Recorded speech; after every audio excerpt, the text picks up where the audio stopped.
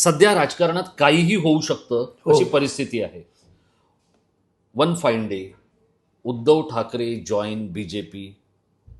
What will be your reaction?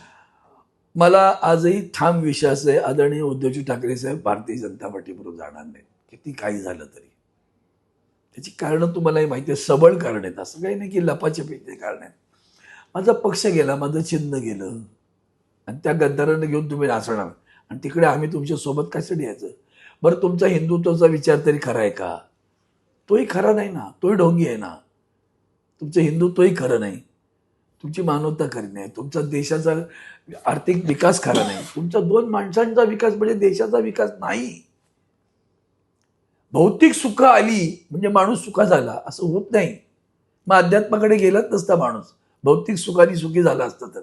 माझ्याकडे गाडी आहे, घोडा आहे, फ्लॅट आहे, बंगला आहे, काय सगळं आहे तुमच्याकडे, तरी समाधानी नाहीत, तुम्ही सुखी नाहीत का?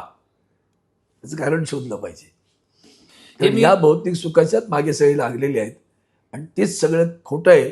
आणि बरं, गंमत अशी आहे, ज्यांना म्हणून ओढून नेलं त्यांचं पुढं काय झालं? हा अनुभव आहे त्या पक्षाचा, ते यांचं होणार. ते काही यंदा घेऊन नाचणार आहेत की काय आयुष्यभर? असंभव.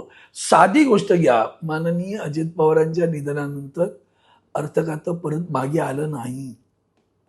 कळतं का एवढं? पण तुमची अवहेलना आहे ना.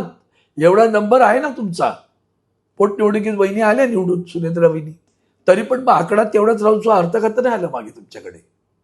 तुमची लायकी नाही असं त्याचा अर्थ दाखवतात की तुमच्या पक्षात कोणाची लायकी नाही. म्हणजे अर्थ खातं म्हणजे वित्त खातं, गृह खातं आणि मुख्यमंत्री, अशी तिन्ही पदं सगळी मुख्यमंत्र्यांकडे आहेत सध्या. एक पडभरू खातं त्यांच्याकडे दिलेलं आहे नगरविकास.